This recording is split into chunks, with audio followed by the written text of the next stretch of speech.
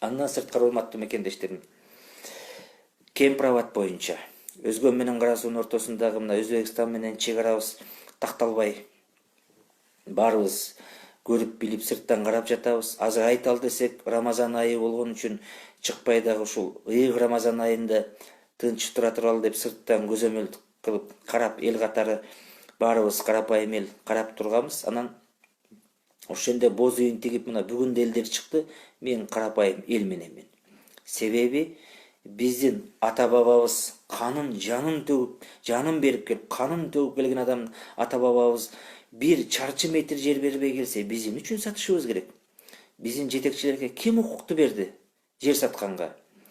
Кайсы бийлик келсе эле жер сата беришеби? Бул не деген акмакчылык? Урпактарга кандай жооп берет? Демек, урматтуу мекендештерим, элибизде да күнөө бар. Себеби шайлоо сайын сатылышат. Мынакей азыр Бишкек шаар, Ош шаар жана башка шаарларда өткөн жергиликтүү кеңештин шайлоосунда эл сатылды. Азыр Бишкек шаарына келген, же Ош шаарына келген, жана башка шаарларга келгендер бүт акча менен сатып алышты. Булардын бири дагы эл үчүн, шаарыбыз үчүн, мамлекет үчүн иштеп жыргатпайт. Себеби бизнесмендер келди. Акчасы бар адамдын бийликке коркутуп коюш эч нерсеге арзыбайт.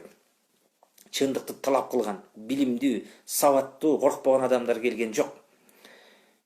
Кечирип коюңуздар, оозун кайсы мурдун көргөзгөн шаарга депутаттар келди. Ырчысы, бийчиси, кыскасы бандити, баягы эскилер эле келди да. Арзыбаган акчага элибиз сатылды 1000 сомго. Туура, бул чындык.